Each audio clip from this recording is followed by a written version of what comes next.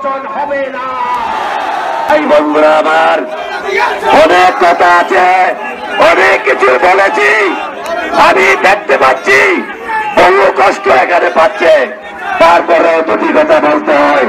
এখানে আব্দুর রহমান মোদী সাহেব বক্তব্য দিয়েছেন, আমার ভাতিজা সে যে বক্তব্য দিয়েছেন তাকে আমি ধন্যবাদ জানাই, কিন্তু কথা হচ্ছে সে তো এখানে কিছু করে নাই, মাদকের চাষ করেছে।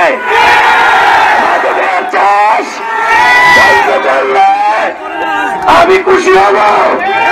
মাদকের চাষ বন্ধ করে দেশকে মাদক মুক্ত করেন।